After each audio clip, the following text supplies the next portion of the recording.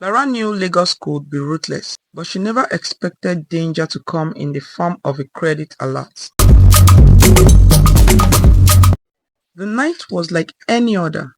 Lara, exhausted from a long day of blending foundations and setting powders, curled up on her thin mattress, scrolling mindlessly through her phone. She was a struggling makeup artist. Lagos had drained her, as usual. Then, her phone buzzed. She barely glanced at it, expecting the usual, a data balance warning, maybe a reminder from her nosy neighbor, Mama Bosse, about unpaid NEPA bills. But when her eyes landed on the screen, she bolted upright. Credit alert! 500,000 naira! Her pulse pounded. 500,000 naira? From where? No name, no sender, just a huge amount of money, sitting there like a golden egg in her near-empty account. For a moment, she froze. Was this a mistake? A bank error? A miracle? The temptation was instant. Thoughts swarmed her mind like Lagos traffic. She could upgrade her struggling makeup business, escape the suffocating face-me-and-face compound she lived in. Maybe even buy that luxurious wig she had been eyeing at Balogun Market. She took a deep breath. She had to be smart. She needed to find out where the money came from. Her fingers hovered over her phone. Should she call the bank? Report it? Then she laughed. A bitter, weary laugh. Would the bank ever accidentally deposit money when she was broke? Lara decided to wait. But Lagos, as she would soon learn, never lets you rest. For the first time in months, Lara could breathe. She paid off small debts, upgraded her phone, bought a ring light, even took a class in business. She was careful at first. She knew Lagos had a way of turning good fortune into bad luck overnight. But money does something to people. At first you spend wisely, then you spend a little more. And before you know it, you're standing in a boutique, debating whether you need a designer bag for business branding, of course. It didn't take long for the whispers to start, because in Lagos, whispers are louder than shouts. Where did Lara get this money? Did she jazz somebody's husband? Maybe she won a bet. Mama Bosse, her ever-curious neighbor, was the first to notice it. Lara, you dey shine these days, oh, she said one evening, her tone filled with suspicion. Lara forced a laugh. Now how broke Mama Bosse? Mama Bosse's knowing eyes lingered. Make sure it's not hard luck that is coming next too. Lara brushed it off. But deep down, a tiny voice whispered, what if this money wasn't meant for you? That voice grew louder. Then the phone call started. One night, the generator casted long, distorted shadows as it rattled outside.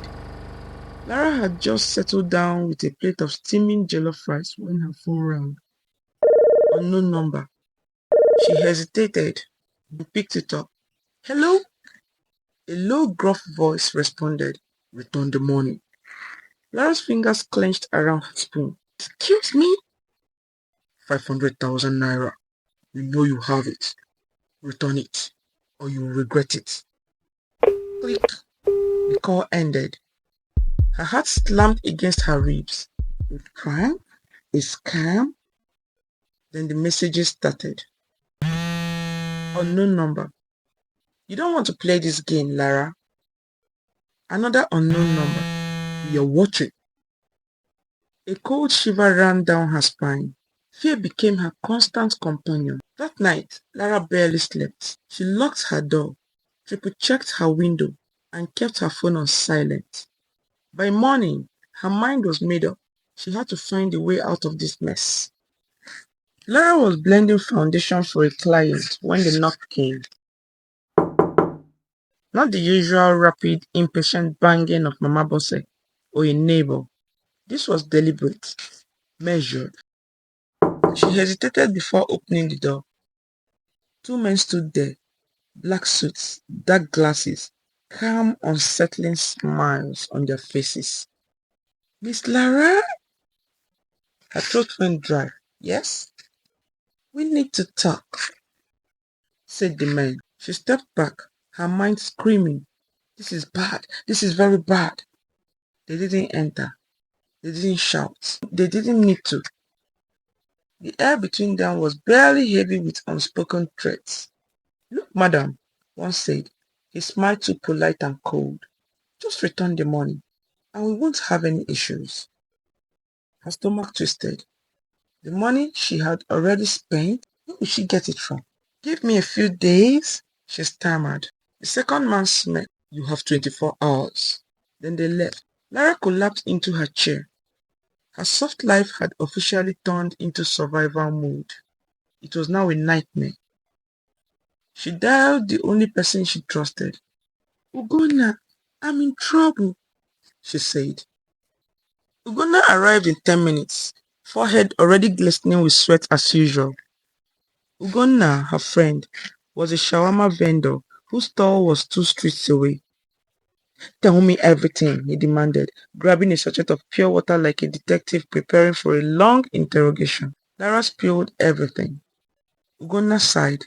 "So you didn't think to check before you started flexing?" Lara," he said.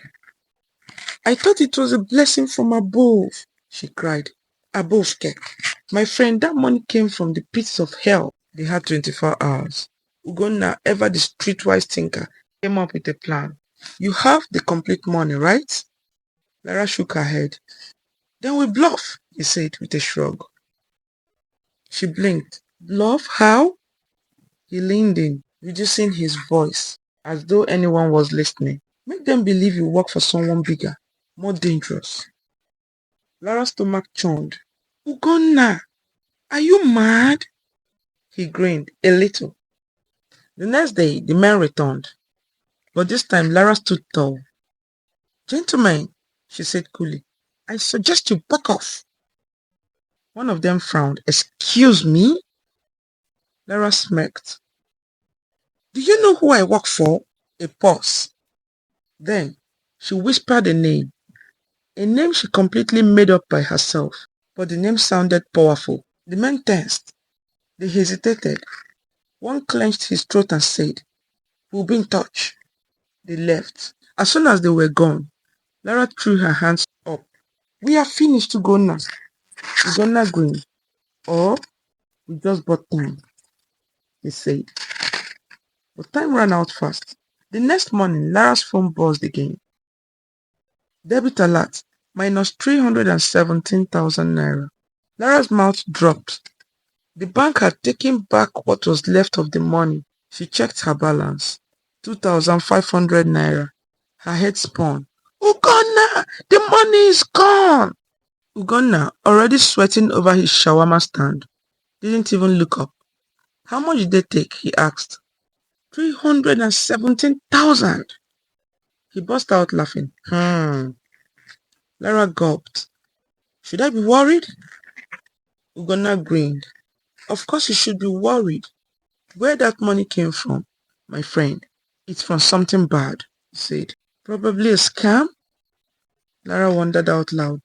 Ugonna shrugged his shoulders and said, "Whether he is a corrupt politician, a ruthless scammer, or a dangerous crime boss, we don't even know, Lara. I don't think it's wise to use that money." Lara sighed. She was broke again, but alive. And next time, she would definitely ask questions first before using any money. If money mysteriously appears in your account, verify the source before spending it. Not every credit alert is a blessing. Sometimes it's a ticking time bomb.